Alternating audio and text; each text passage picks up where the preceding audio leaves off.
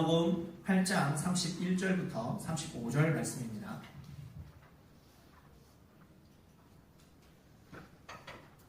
마가복음 8장 31절부터 35절 말씀 한 절씩 나눠 읽고요. 마지막 절은 같이 읽겠습니다. 인자가 많은 고난을 받고 장로들과 대제사장들과 서기관들에게 버림받아 죽임을 당하고 사흘 만에 살아나야 할 것을 비로소 그들에게 가르치시되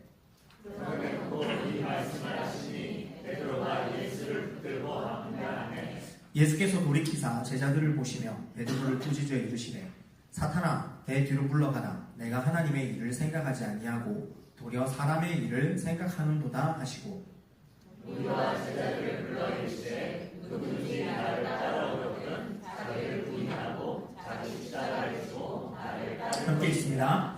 누구든지 자기 목숨을 구원하고자 하면 잃을 것이요 누구든지 나와 복음을 위하여 자기 목숨을 잃으면 구원하리라. 아멘. 옆에 분들과 인사하겠습니다. 잘 오셨습니다. 반갑습니다. 한 번 더 인사하겠습니다. 말씀 속에 길이 있습니다.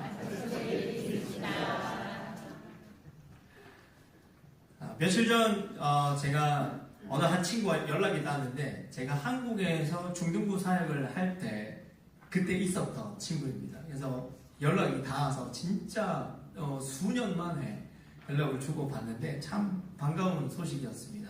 이런저런 이야기를 나누다 보니까 이 친구가 소방공무원으로 이 파이어파이터로 일하는 5년차 소방공무원이었습니다. 그래서 야 멋있다 뭐 이런 얘기를 하다가 이런 얘기를 했는데요. 소방공무원을 지낸다고 하니까 제가 문득 질문이 던져졌습니다. 이런 마음의 생각이 드는 거예요. 사람을 살리는 일을 하는 이 일을 할 때 그때마다 어떤 마음이 들까라는 질문이 던져졌습니다. 왜냐하면 이 소방공무원들은 사고 현장에서 사람들이 나올 때, 현장을 벗어날 때 이 구조대원들은 어떻게 해요? 그 사고 현장에 뛰어드는 사람들입니다. 빠져나와야 되는 상황에 그 현장에 들어가는 사람들이기 때문에 어떤 마음으로 이 일을 하고 있을까라는 생각을 하게 되었습니다. 왜 그 사람들이 그 현장이 위험하다는 걸 모르고 있을까요? 충분히 알고 있습니다. 그럼에도 불구하고 왜 뛰어들까? 두려움보다 사명이 더 크기 때문에 그렇습니다. 이 사람이 이 일을 하는 이 친구가 사명감 있게 이 일을 하고 있다라는 생각을 하게 되었습니다. 예수님이 당한 십자가 고난이 어떤 걸까? 완전히 이런 이 나음의 안전을 사람들을 목숨을 구하는 이 사람들과 십자가의 고난이 완전히 100% 동일하다라고는 생각하지는 않습니다. 그러나 비슷한 부분이 꽤 있다라고 저는 봅니다. 예수님은 하나님의 아들이었기 때문에 하나님 아들이기 때문에 고난과 고통이 두렵지 않았던 것은 아닙니다. 예수님은 완전한 인간이셨죠. 인간이 느낄 수 있는 감정과 고통을 다 느끼실 수 있는 분이었습니다. 그럼에도 불구하고 예수님은 어떻게 하십니까? 그것을 뛰어넘어서 우리를 구원하셔야 되는 그 사명 앞에 온전히 순종하셨다라는 겁니다. 오늘 우리가 예수님에 대해서 깊이 살펴보는 두 번째 시간입니다.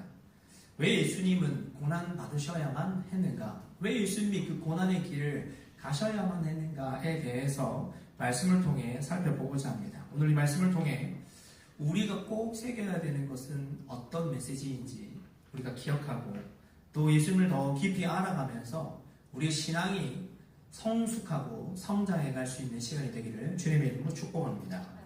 왜 예수님이 고난의 길을 가셔야 했을까요? 첫 번째는 예수님이 당한 그 고난은 우리의 구원을 위해서 반드시 예수님이 걸어가야만 했던 길이기 때문에 그렇습니다. 우리를 구원하시기 위해서는 그 고난의 길을 피할 수 없이 통과하셔야만 했다라는 것입니다. 예수님께서 제자들에게 너희가 나를 누구라고 하느냐? 그래서 베드로가 대답한 그 대답을 이어진 이후에 제자들에게 아주 중요한 사실을 알려주십니다. 오늘 31절에 인자가 많은 고난을 받고 장로들과 대제사장들과 서기관들에게 버림받아 죽임을 당하고 사흘 만에 살아나야 할 것을 비로소 그때 그들에게 알려주십니다. 예수님은요, 자신이 당할 고난이 뭔지에 대해서 아주 분명하게 알고 계셨습니다. 그리고 이 고난이 이미 하나님께서 구약 성경을 통해서 오래전부터 예언되어 왔었던 이 구원의 길이다라는 것도 알고 계셨습니다. 그래서 이사야 선지자를 통해서도 메시아는 어떤 고난을 받아야 할 것인가에 대해서도 미리 다 예언이 되어 있었습니다. 그래서 이 십자가 고난이라고 하는 것은 어떤 것이냐? 죄가 없으신 예수님께서 우리를 구원하기 위해서 반드시 치러야 하는 죄의 대가였다라는 것입니다. 반드시 예수님이 우리를 구원하기 위해서는 이 고난을 반드시 감내해야 했다라는 것이지요. 그래서 이 예수님께서 우리를 위해서 십자가 고난을 당하시고 인해서 우리는 무엇을 얻었느냐? 구원을 얻습니다. 그리고 하나님과 화평하게 됩니다. 우리에게 참 평화가 주어졌다는 것이지요. 이 고난은 피할 수 없는 것이었습니다. 반드시 통과해야 하는 것. 그래서 예수님이 이 고난을 그대로 받아들이시고 순종했다라는 겁니다. 그런데 베드로는 이 고난을 다르게 해석했습니다. 어떻게 해요? 선택할 수도 있고 선택하지 않을 수도 있는 선택의 문제로 봤다라는 겁니다. 왜 굳이 예수님 고난 당해야 됩니까? 제가 볼 때 당신은 메시아이신데 제가 생각하는 메시아는 고난 당하면 안 됩니다. 미리 고난 당한 걸 알고 계신다고요? 그러면 더더욱 피해야지요. 이것이 베드로가 말하고자 했던 것입니다. 이미 당할 고난을 알고 눈앞에 펼쳐질 걸 있다면 잘 피해가면 되는데 그러면 안 됩니다. 라고 얘기했던 것이죠. 베드로는 이 고난이라고 하는 것을 자신의 생각으로 해석하고 적용하려고 했습니다. 그래서 이 베드로 앞에 예수님이 이렇게 말씀하십니다. 사탄아, 내 뒤로 물러가라. 반드시 거쳐야 되는 이 고난을 나는 받아들여야 하는데 이것을 인간적인 생각으로 피해야 된다라고 얘기하는 이 베드로. 쉽게 말하면 베드로의 생각은 어떻게 구원을 막는 생각이었습니다. 구원의 여정을 지금 막으려고 했기에 예수님이 사탄아 내 뒤로 물러가라 라고 선포하셨다는 것이죠. 가끔 우리가 이제 십자가 고난을 이야기를 할 때 종종 우리가 하는 실수가 있습니다. 뭐냐면 예수님이 당하신 십자가 고난과 우리 인생들이 이 땅을 살아가면서 겪는 고통과 고난과 1대1로 이제 접목을 하는 겁니다. 그래서 뭐가 아프죠? 힘든 일이 생기죠? 그럼 이렇게 예수님도 그런 고난 당하셨는데 나라고 못 견딜 게 있습니까? 여러분 정확하게 구분하셔야 됩니다. 우리가 당하는 고난은 죄로 인해서 파생되어 오는 고통과 고난입니다. 예수님은 죄가 없으셨습니다. 그래서 예수님의 십자가 고난과 우리의 고난은 첫 출발과 본질부터가 다른 것입니다. 예수님의 십자가 고난은 철저하게 구원을 위한 것이었습니다. 우선 그러면은 도대체 이 예수님이 당하신 십자가 고난을 보면서 우리가 뭘 고민하고 묵상해야 된다는 것입니까? 예수님께서 고난을 대하신 태도를 보아야 하는 것입니다. 예수님은 고난을 피하지 않으십니다. 그대로 정면 돌파하시고 그것을 받아들이셨다라는 것입니다. 우리 신앙생활 하다 보면 대가를 지불해야 될 때가 많습니다. 그렇지 않습니까? 예수님을 믿고 살지 않았더라면 겪지 않아도 될 여러 가지 불편과 손해들이 종종 많이 있습니다. 예수님을 믿기 때문에 다가오는 불편과 손해가 있다라는 얘기입니다. 편한 길로 갈 수 있는데 예수님을 믿기 때문에 굳이 안 가도 되는 어려운 길을 선택해야 될 때도 있습니다. 믿음 때문에 종종 오해받을 때도 있습니다. 뭘 굳이 그렇게까지 하냐? 너만 편하려고 하는 거야? 예를 들면 주일날 자꾸 뭘 빠진다 이렇게 얘기했을 때 생각지 못한 오해를 받을 수 있다라는 것이죠. 그런데 여러분 성경은 이미 예수님을 믿는 자들이 당할 고난에 대해서 말씀하고 있습니다. 디모데후서 3장 12절에 보니까 무릇 그리스도 예수 안에서 경건하게 살고자 하는 자는 박해를 받으리라. 믿음이 필수적으로 데리고 오는 것이 있다라는 겁니다. 불편과 손해와 고난들이 이 믿음, 구원받은 자의 삶에 필수적으로 따라온다라는 것이죠. 그러면 여기서 이제 우리가 질문을 해봐야 합니다. 그러면 나는 예수님을 믿으면서 진짜 이 대가 지불을 하며 살아가고 있느냐라는 겁니다. 많은 그리스도인들이 믿음을 원합니다. 구원받고 싶어 합니다. 근데 무엇을 싫어하냐면 구원받은 자로서 감내해야 될 불편과 손해를 힘들어합니다. 포기하기 싫은 것이죠. 사랑하는 여러분, 예수를 믿고 산다라고 하는 건 내가 지금과 앞으로는 지금까지는 이렇게 살아왔지만 앞으로 펼쳐지는 삶에서는 다른 선택을 하겠습니다 라고 선언하는 것과 마찬가지입니다.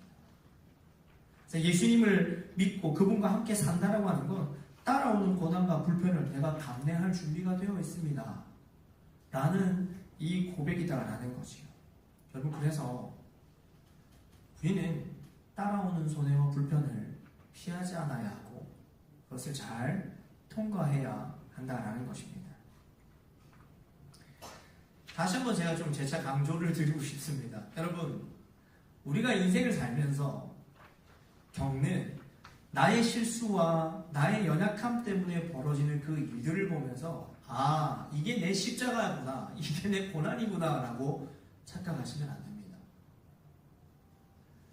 우리가 성도들이 말하는 고난과 손해와 고통은 어떤 것이냐면 반드시 예수님을 믿기 때문에 일어나는 일과 결부되어야 합니다. 내 실수와 내 잘못, 나의 죄로 인해서 일어나는 결과물이 아니라 내가 예수님을 믿기 때문에 일어나는 그 일이어야 한다라는 것이죠. 그래서 베드로전서 4장에도 분명히 이렇게 경고합니다. 너희 중에 누구든지 살인이나 도둑질이나 악행이나 남의 일을 간섭하는 자로 고난을 받지 말라. 너희들의 죄로 인한 우리의 죄와 연약함으로 인한 그 고난은 받지 않아야 한다.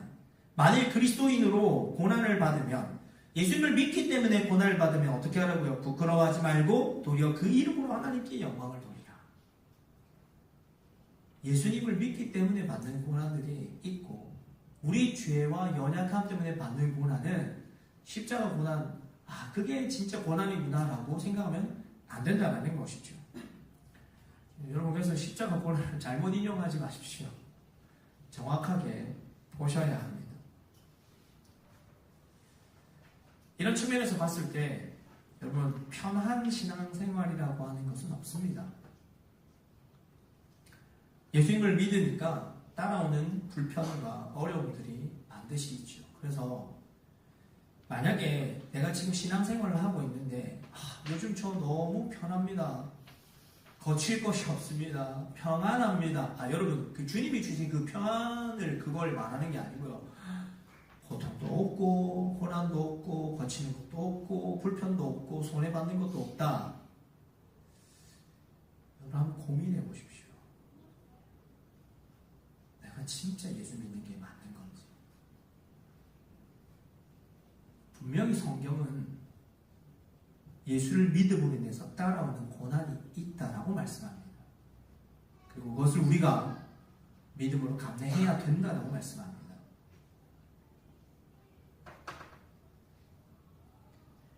신앙생활을 하는데 손해보기 싫은 마음이 자꾸 올라오고 불편한 걸 싫어하고 포기하는 걸 싫어한다면 다시 주님 앞에 우리가 서야 합니다. 주님, 제 신앙을 바르게 세워주십시오. 제가 기꺼이 그것을 감내하겠습니다 라는 신앙이 되어야 된다는 것이죠. 사랑하는 여러분, 예수님은 고난을 피하지 않으셨습니다. 예수님은 그것을 감내하시고 정면 돌파하셨습니다. 그리스도인으로 살아갈 때 우리가 지불해야 되는 대가들이 있습니다. 미루지 마시고 여러분, 피하지 마십시오. 우리가 함께 그 고난을 통과하면서 주님, 제 믿음이 떨어지지 않기를 바랍니다. 주님, 제가 온전한 신앙으로 서기를 바랍니다. 나를 붙잡아 주십시오라고 기도하면서 잘 지나갈 수 있는 저와 여러분 되시길 주님의 이름으로 축복합니다. 두 번째로 예수님의 고난을 통해서 우리가 묵상하고 배워야 될 것이 있는데요. 그것이 무엇이냐? 그리스도인들은 자기 부인의 삶을 살아야 한다라는 것입니다. 자기를 부인하는 삶을 살아야 한다. 이것이 바로 예수님이 당하신 그 십자가 고난이 우리에게 주는 영적 메시지입니다. 베드로에게 강하게 꾸짖으셨습니다. 그 고난 피해야 됩니다. 예수님 왜 그런 고난을 당합니까? 그렇게 강하게 꾸짖으신 다음에 예수님이 이렇게 말씀하십니다. 무리와 제자들을 불러 이르시되 누구든지 나를 따르려거든 자기를 부인하고 자기 십자가를 지고 나를 따를 것입니다. 누구든지 자기 목숨을 구원하고자 하면 잃을 것이요 누구든지 나와 복음을 위하여 자기 목숨을 잃으면 구원하리라. 예수님은 십자가 고난에 대해서 당신께서 당하실 그 고난에 대해서 말씀하셨는데요. 이어서 뭘 얘기를 하시냐면 너희가 나를 따르는 제자의 삶을 살기 위해서는 자기를 부인하는 삶이 필요하다라는 것을 말씀하셨습니다. 자, 여기서 우리가 조금 구분해야 될 것이 있습니다. 예수님이 하신 자기 부인과 우리가 해야 할 자기 부인은 조금 다른 것입니다. 어떻게 설명을 할 수 있느냐? 여러분, 예수님은 구원을 위해서 완전히 자기를 버리십니다. 이 완전한 자기 부인은 사실 우리 인간으로서, 죄인으로서는 따라할 수 없는 것입니다. 예수님만이 하실 수 있는 것이었죠. 무엇 때문에? 우리를 구원하셔야 했기 때문에. 그래서 완전히 철저하게 자기를 다 버리시고 주님 앞에 완전히 순복하셨습니다.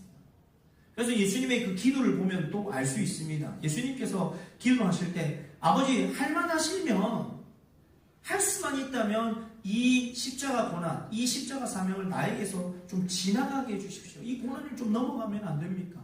그러나 나의 원하는 대로 하지 마시고 아버지 뜻대로 하십시오. 완전히 자기를 내려놓으셨다라는 겁니다. 그래서 실제로 이 자기 부인이라는 성경의 이 원어의 내용을 보면 자기 자신과의 완전한 결별입니다. 자기 자신과의 결별이고 자기를 주인으로 두지 않는다라는 의미가 있습니다. 누가 주인이다? 아버지 하나님이 주인이시다라는 겁니다. 그래서 이 예수님의 부인은, 자기 부인은 사실은 우리가 할 수 있는 자기 부인이 아닙니다. 하지만 예수님께서는 이 자기 부인을 제자들에게 요구하십니다. 어떤 형태로? 제자가 되기 위해서 어떻게 해야 되냐? 너희들이 나처럼 해야 된다. 아니요, 예수님이 그걸 요구하신 게 아닙니다. 예수님이 요구하셨던 이 자기 부인은 뭐냐면 자기 중심성에서 벗어나서 예수 그리스도가 중심의 삶을 살라라는 것이 예수님이 제자들에게 요구하셨던 자기 부인이다라는 것입니다. 너희를 주장하지 말고 너희 생각과 너희 판단을 우선시하지 말고 예수 그리스도를 우선해서 그분이 기뻐하시는 것에 무게추를 두고 그렇게 살아가라 라고 말씀하신 것이죠. 그런데 종종 우리가 이것을 오해할 때가 있습니다. 어떤 것이냐? 이 자기 부인이라고 하는 것을 마치 나를 싹 다 버리고 나를 비우는 금욕주의나 자기 비하로 생각하시는 경우들이 있습니다. 내 생각은 다 틀렸어. 내가 판단하는 건 다 틀려. 내 행동은 뭔가 다 문제가 있어.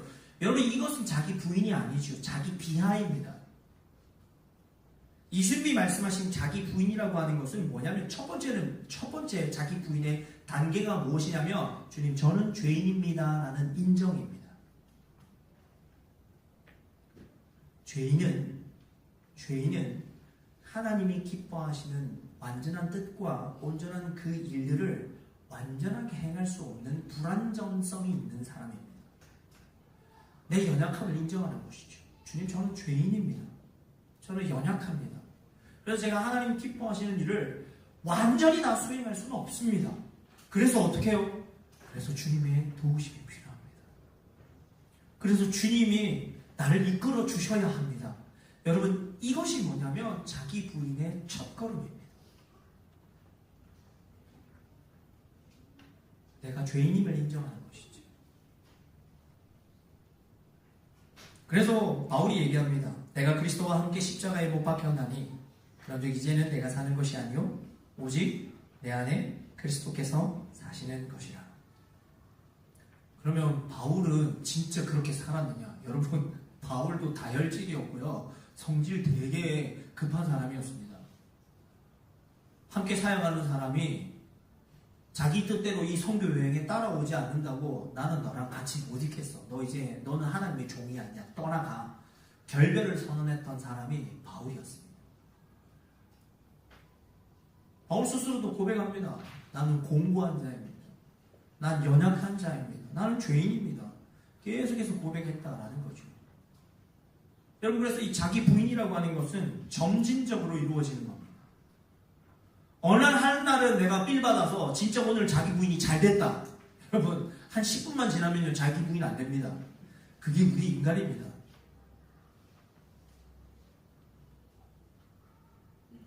예수님께서 우리에게 부탁하신 그 자기 부인의 삶은 무엇이냐?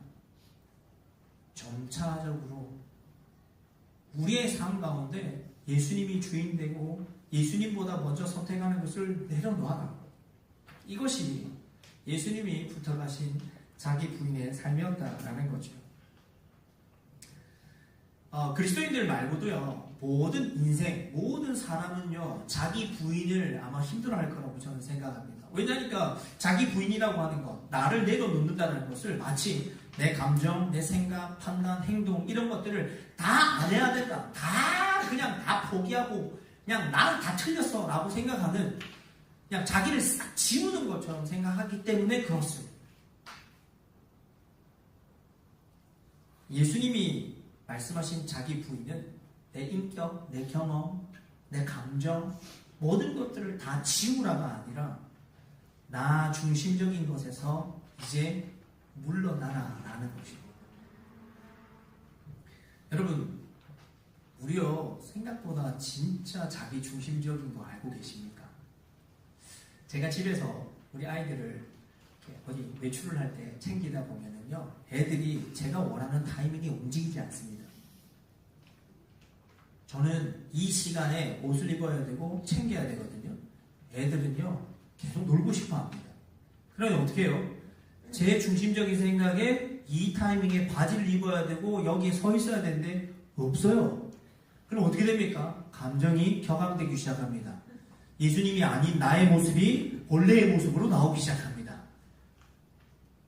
감정이 격앙되고 화가 나고 타이르다 못해 나중에 혼내는 거죠. 가정에서만 이런 일들이 일어날까요?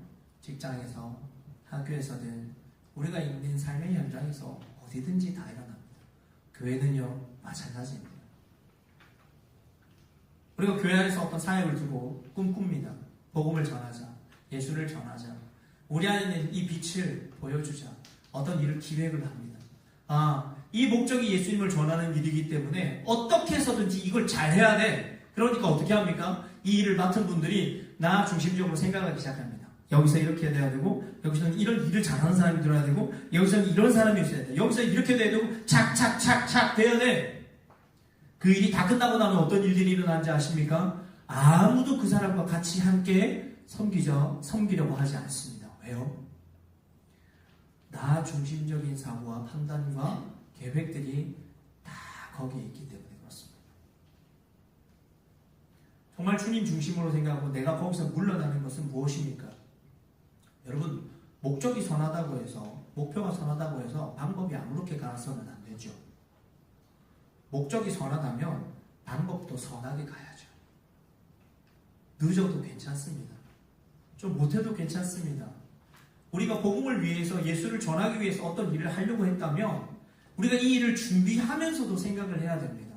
이 일을 함께하는 사람들의 신앙이 어떻게 이 일을 통해 성장할 것이냐, 이 일을 통해 어떻게 우리가 기쁨을 함께 누릴 것이냐, 우리가 어떻게 먼저 복음으로 충만해질 수 있느냐, 그러기 위해서는 어떤 속도가 있어야 되며 어떤 우리의 포기가 있어야 되는지를 고민하는 것입니다. 자기 중심적인 사고에서 벗어났을 때 여러분 어떤 일들이 일어나는지 아십니까? 거기에 여유가 있습니다. 거기에 웃음이 끊이지 않습니다. 그 일이 끝났을 때 사람이 남습니다. 이것이 정말 예수 중심으로 사고하고 계획하고 행동하는 것입니다. 사람 여러분, 나를 주장하다 보면 사람들 다 떨어져 나갑니다. 나의 것이 맞다고 생각하기 시작하는 그 순간부터 화합이 깨집니다. 틀렸다가 아닙니다. 거기서 물러나자는 겁니다. 한 발짝만 물러나면 다른 사람이 보입니다. 내 속도를 조금만 늦추면 뒤쳐져 있는 사람이 보이게 되어 있습니다. 이것이 자기 부인입니다.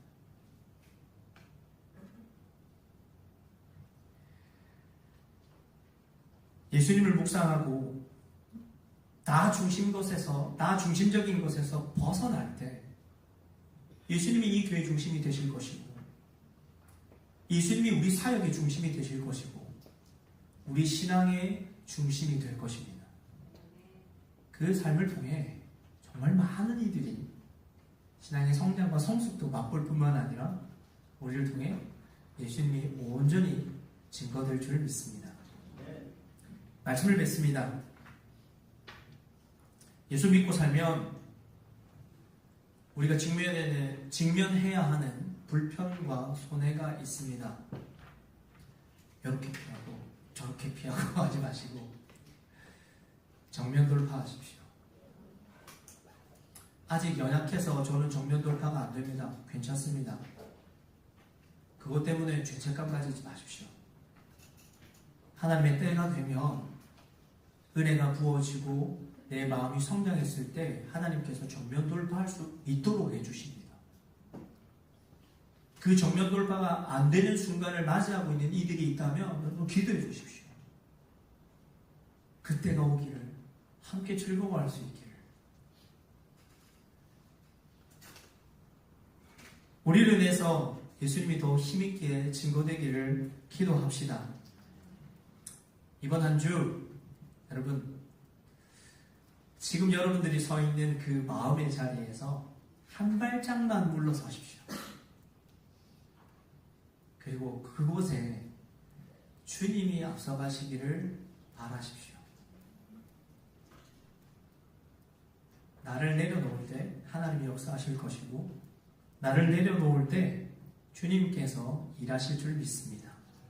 이 놀라운 은혜를 누리는 저와 여러분 되시기를 주님의 이름으로 축복합니다. 우리 함께 이 찬양으로 주님 앞에 찬양하며 나갑시다. 예수님이 우리의 왕이십니다. 내 삶에 와주십시오. 내 중심에 서주십시오. 좌정해 주십시오. 우리 함께 믿음으로 노래합시다. 예수 우리 왕이여, 이곳에 오소서. 보좌로 주여 임하사 찬양을 받아 주소서. 다시 한번 예수 우리 왕이여, 예수 우리 왕이여, 이곳에 오소서. 보좌로 주여 임하사 찬양을 받아 주소서. 주님을 찬양하오니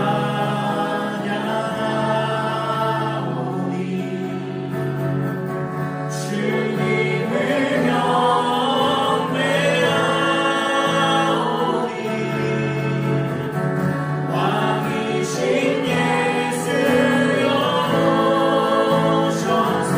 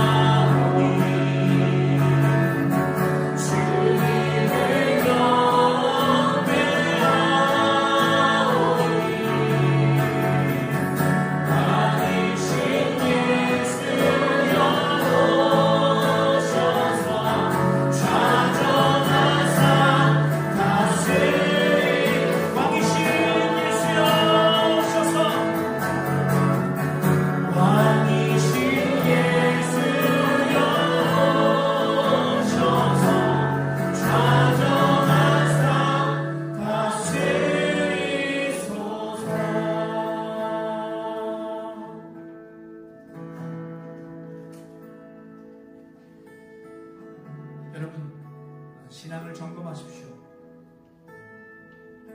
주님이 주시는 평안 말고요, 신앙생활 하는데 어렵지 않고 손해보는 것 같지 않고 포기하는 게 없다면 여러분, 이 시간 점검하십시오. 그리고 다시 한번 주님 앞에 섭시다. 나는 얼마나 내 인생 가운데 나를 내려놓고 있는가. 여전히 살아서 불쑥불쑥 일어나는 나. 내가 원하는 타이밍, 내가 원하는 방법, 내가 원하는 것만, 모든 것이 주어가 나인 것은 아닌지. 이 시간 간절히 한번 기도합시다. 하나님, 내 신앙을 다시 회복시켜 주십시오. 참 예수 중심의 신앙으로 하나님 다시 돌이켜 주십시오. 내 신앙에 다가오는 그 고난을 하나님 내가 피하지 않겠습니다. 나를 내려놓고 주님 바라보며 살겠습니다. 하나님, 그렇게 나를 인도하여 주시옵소서.